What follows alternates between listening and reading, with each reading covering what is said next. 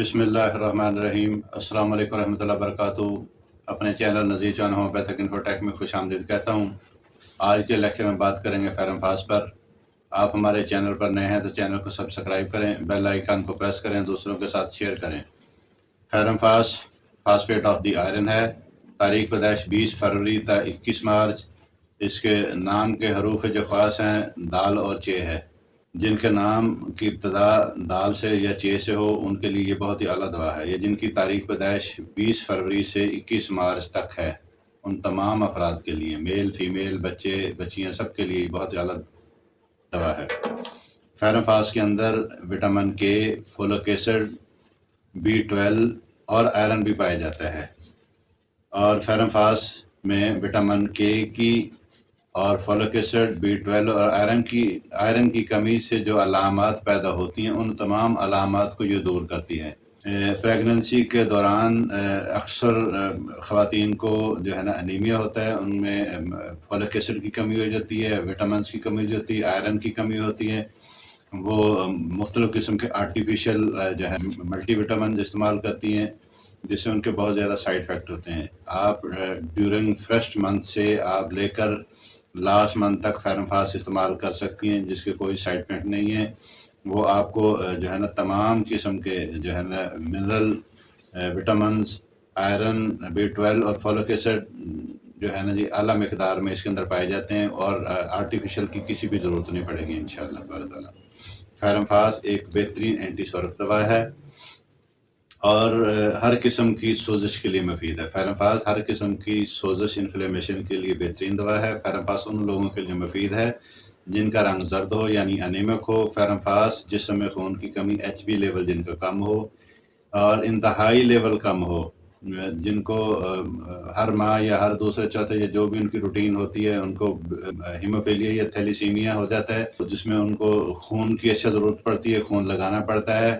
فیرم فاس سے کیا ہوتا ہے، ان کا HB لیول بڑھنا شروع ہو جاتا ہے۔ جہاں ان کی ہفتے میں بلڈ لگتا ہے یا 15 دن بعد بلڈ لگتا ہے، اس سے مقدار اس کی آہستہ آہستہ بڑھنا شروع ہو جاتی ہے۔ وہ مہینے بعد، 2 ماہ بعد آپ اس کو کنٹینیو جاری رکھیں تو اس کا HB لیول یہ بڑھاتی ہے، خون کو یہ بڑھاتی ہے۔ اور فیرم فاس ان تمام علامات کی بہت ہی اعلیٰ شافی دوا ہے جن کے اندر ناک سے نکسیر کا آنا، اعصابی درد، جوڑوں کی موج اور جوڑوں کا درد، تشنج، مرگی کے دورے پڑنا، یوٹرس کا ورم ہونا، پیگننسی کے دوران متلی ہونا، نمونیا، کالی کھانسی، TB، برسٹ کا ورم، درد، سوزش، جگر کی سوزش، دماغ کے پردوں کا ورم اور سوزش، چوٹ یا جل جانے سے پیدا شدہ زخم۔ فیرم فاس جسم کے کسی بھی مخرج سے تازہ چمکدار خون بہنے میں سب سے بہترین اور اعلیٰ دوا ہے۔ جو ہے نا جی بلیڈنگ ٹائم ان کا جو ہے نا وہ بڑھ جاتا ہے، جس سے بلیڈنگ رکتی نہیں ہے، اور کلاٹنگ ٹائم بھی ان کا بڑھ جاتا ہے، جس سے کلاٹ خون جو ہے نا تھک نہیں ہوتا ہے، وہ پتلا ہو جاتا ہے، مسلسل بڑھتا ہے۔ فیرم فاس دینے سے کیا ہوتا ہے، ان کا بلیڈنگ ٹائم اور جو ہے نا جی کلاٹنگ ٹائم دونوں نارمل حالت میں آنا شروع ہو جاتا ہے۔ آپ اس کو کنٹینیو جاری رکھیں گے، BT CT دونوں ہی نارمل آنا شروع ہو جائیں گے، جس سے آپ کو سمجھ آئے گی کہ پلیٹلیٹس کی کمی کی وجہ سے جسم کے تمام مخارج سے خون بہنے لگتا ہے۔ تو دیگر ادویات کے ساتھ اس کا بہت ہی اعلیٰ رزلٹ ہے۔ کہاں سے، وہ کانوں سے بھی خون آنا شروع ہو جاتا ہے، جو ہے نا جی پیشاب کے اندر بھی خون آتا ہے، یہ پوری میں آگے تفصیل بتاتا ہوں۔ اس میں کیا ہے، چوٹ کی وجہ سے جن کا خون آئے اور رکتا نہ ہو، آنکھوں کا سرخ ہونا، متورم ہونا، آنکھ کے پردوں میں اجتماعی خون کی شکایت جس کے نتیجے میں دھندلا دکھائی دے، ناک سے نکسیر کا آنا، چھینکنے سے، ہاتھ لگنے سے، گرمی کی وجہ سے۔ اکثر ہمارے پاس مریض آتے ہیں، کہتے ہیں جی ڈاکٹر صاحب ہمارے بچی نے کے سر اس میں نوزی پر ہاتھ لگا، فوراً سے بلیڈنگ آنا شروع ہو گئی۔ تو اس کے لیے یہ بہت ہی اعلیٰ اور شاندار دوا ہے۔ اور اسی طرح دانتوں سے اور مسوڑوں سے خون کا آنا، وہ وضو کرتے ہیں یا پیسٹ ویسٹ کرتے ہیں تو مسوڑوں سے، دانتوں سے جو جن کی بلیڈنگ ہونا شروع ہو جاتی، ان کے لیے بہت ہی شافی دوا ہے۔ اور گلے اور حلق سے جن کا خون آتا ہے، وہ مریض کہتے ہیں جی ہم جیسے خر کی بلغم نکالنے کی کوشش کرتے ہیں تو اس کے ساتھ کیا ہوتا ہے، گلے کے اندر سے خون جو ہے نا حلق سے ہمارا نکلتا ہے۔ اور اسی طرح گلے کے جو ہمارے جو ٹانسل ہوتے ہیں، ٹانسل اور ناک کا جو ہمارا غدود کا آپریشن ہو جائے، پالیپس ٹیومر کا آپریشن کے بعد جن کی جو ہے نا بلیڈنگ نہ رکتی ہو، تو فیرم فاس بیسٹ ریمیڈی ہے۔ کان کے پردوں کی جھلیوں کا ورم ہو جانا، متورم ہونا اور اس کے ساتھ ساتھ کانوں میں سے خون کا خراج، फेफड़ों की टीबी और की वजह से खांसी के साथ बलगम का जो अखराज होता है, उस बलगम के साथ खून का आना। कई दफ़ा ब्लीडिंग भी होती है उसके बलगम के साथ। कई दफ़ा बलगम नहीं आती, मरीज़ खांसते-खांसते जब बहुत ज़्यादा खांसता है तो टोटल ब्लड आना भी शुरू हो जाता है। और इसी तरह खून की उल्टी आना, मैदे, तिली और जिगर की इन्फ्लेमेशन के लिए बहुत ही ये शानदार दवा है। हेपेटाइटिस के अंदर जो है ना, जो लीवर इन्फ्लेमेशन हो जाती है, उस इन्फ्लेमेशन को भी ये कंट्रोल करती है। पाइल्स के अंदर बहुत ज़्यादा ये जो है ना ज़बरदस्त काम करती है, जिसमें हमारा जो है मकद में सोज़श, इन्फेक्शन, दर्द हो, फस्चुला हो, और इसके साथ-साथ जो है ना जी वो फस्चुला के साथ प्रोलैप्स ऑफ द एनस हो जाता है।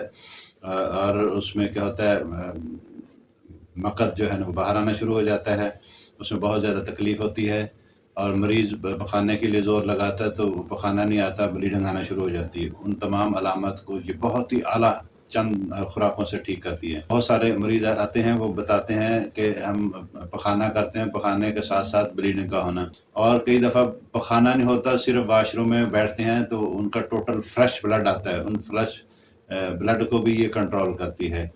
और इसी तरह किडनी और गुर्दे और मसाने से जो है ना जी भी पेशाब के दौरान जो है ना जी उनका खून आना, पेशाब में एल्बुमिन आना, इसी तरह खून मिला हुआ आना, जलन, पेन होना, दर्द होना, अमोनिया जैसी उसमें स्मेल आती है। उसमें से जब हम टेस्ट करवाते हैं तो यूरिक एसिड का अखराज भी होता है और उसका जो वज़न मखसूस जो होता है वो भी उसमें भी इजाफ़ा हो जाता है।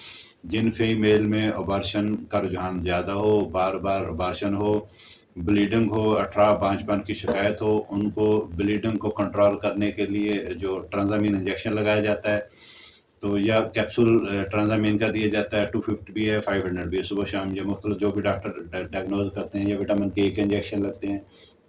उन तमाम इंजेक्शन की ज़रूरत ही नहीं पड़ती। हमारे पास कितने ऐसे केसेज़ आते हैं तो जो है ना ब्लीडिंग हो रही होती है, वो ट्रांज़ामीन इंजेक्शन लगवाते हैं, विटामिन के की या दीगर और इंजेक्शन लगवाने के बावजूद भी वक़्ती वो उनका फाका होता है, मुस्तकिल उनका ट्रीटमेंट नहीं होता है। तो हम क्या करते हैं, फेरमफास उसके साथ-साथ मेडिसिन देते हैं। फेरमफास देने से क्या होता है, अल्हम्दुलिल्लाह उनकी ब्लीडिंग रुक जाती है, कंट्रोल हो जाती है। फिर इस समय क्या होता है कि तेज़ सोज़श पैदा करने वाला फीमेल को लकोरिया आता है, जिससे उनकी मखसूस ख़ास जो है ना जी उसमें इरिटेशन होती है, बर्निंग होती है, पेन होता है, इचिंग होती है, वो तमाम को ठीक करती है। फिर बहुत सारी बच्चियाँ खून की कमी की वजह से जिनको 2 हफ़्ते के बाद की जो है ना मेंसेस दोबारा शुरू हो अभी वो पहले वाला ड्यूरेशन ख़त्म नहीं होता, दूसरा फिर शुरू हो जाता है। 2 हफ़्ते या 3 हफ़्ते के बाद बार-बार ब्लीडिंग का बहुत ज़्यादा होना, उसको भी ठीक करती है। और साथ उसके ऐसा होता है, दबाव फ़ील होता है, पेन होता है, दर्द होता है कि मरीज़ नाक़ाबिल बर्दाश्त होता है। इसी कैफ़ियत को लेकर मुख्तलिफ़ एलएचवीज़ या लेडी डॉक्टर्स के पास जाती हैं, तो वो एडवाइज़ करते हैं कि आप इनको डीएनसी करवाएँ, कि अंदर आपके कोई ऐसा इन्फेक्शन, कोई क्लॉट्स है। वो ट्रीटमेंट करवाने से क्या होता है, मज़ीद इन्फ्लेमेशन और बढ़ जाती है। उससे क्या होता है, मज़ीद जो है ना जी उनका जो है ब्लीडिंग का मज़ीद ज़्यादा आना, रेड फ्रेश खून आना मिक़दार में बहुत ज़्यादा आता है, और थोड़ा-थोड़ा वक़्फ़े से रख के मुसलसल जो है ना कई-कई दिन तक। पिछले दिनों मेरे पास ख़ातीन कुछ ऐसी चली हैं जिनको 5-5, 7-7 साल से उनको बेचारियों को ये प्रॉब्लम है, और अल्हम्दुलिल्लाह कुछ अरसे के ट्रीटमेंट के बाद वो ठीक हो गई। और इसी तरह जो है ना जी ड्यूरिंग मेंसेस जो जिनको पेशाब की बहुत ज़्यादती हो जाती है, या आफ्टर डिलीवरी जिनकी ब्लीडिंग नहीं रुकती, बहुत ज़्यादा ब्लीडिंग होती है, ड्यूरिंग इंटरकोर्स उनको पेन बहुत ज़्यादा होता है, और इन तमाम अलामात को क्या कंट्रोल करती है, फेरमफास। फेरमफास ब्लीडिंग को रोकती है। आपने फेरमफास के दौरान ब्लीडिंग के दौरान ट्रांज़ामीन इंजेक्शन या विटामिन के या दीगर जो भी ब्लीडिंग को रोकने वाले उनकी किसी की ज़रूरत नहीं है, हम फेरमफास देना शुरू करें, इंशाल्लाह वो मरीज़ ठीक हो जाते हैं। इसमें कीमिया की वजह से हार्ट बीट उनकी बहुत ज़्यादा तेज़ होती है, दिल की धड़कन हल्की सी चलने फिरने से, हल्के से मुशक्क़त वाले काम करने से पल्पिटेशन बढ़ जाती है। खून की नालियों का उसके अंदर भरम होना, दिल का दर्द होना, दिल के पर्दों की सोजिश होना, नींद और ख्वाब जो आते हैं वो गिरने के डरावने ख्वाब आते हैं, और सरे-शाम नींद का गलबा होता है। इसमें जो एग्रीवेशन है वो रात को ज़्यादा होती है। तमाम अलामात इनकी रात को बढ़ती हैं। सुबह 4 बजे से 6 बजे तक इज़ाफ़ा देखा गया है। फिट्स आना शुरू हो जाते हैं, हरकत करने से मज़ीद तकलीफ़ बढ़ती है, दाईं तरफ लेटने से या दाईं तरफ का हिस्सा ज़्यादा मुतासर होता है। ब्लीडिंग हुई तो वो उससे क्या होता है, हरकत करने से मज़ीद ज़्यादा होता है। तो नाक से जो ब्लीडिंग आती है वो दाईं तरफ के नाक में अमूमन देखने में आती है, और इसी तरह जो सुबह 4 बजे से 6 बजे के दौरान इसमें शिद्दत आती है। फिर जो अमेलोरेशन होती है वो ठंडक से आराम मिलता है। जैसे नाक से नक्सीर आती है तो ठंडा पानी सर में डाला जाता है, तो उससे क्या होता है, ब्लीडिंग कम होना शुरू हो जाती है, रुकना शुरू हो जाती है, कम हो जाना शुरू हो जाती है। फेरम फास्ट बहुत ही आला मेडिसिन है, इसको आप कंटिन्यू इस्तेमाल भी करवा सकते हैं और अपने डॉक्टर के मशवरे से इस्तेमाल करें तो ज़्यादा बेस्ट है। नेक्स्ट किसी और टॉपिक पर बात करेंगे। अल्लाह सुब्हाना तआला मेरा आपका हमें नासर। वस्सलाम रहमतुल्लाहि व बरकातुहू। हमारे चैनल नज़ीर चान होम्योपैथिक इन्फोटेक को सब्सक्राइब करें और बेल आइकन को प्रेस करें। मेडिकल की तमाम वीडियो देखने के लिए हमारे चैनल का विजिट करें।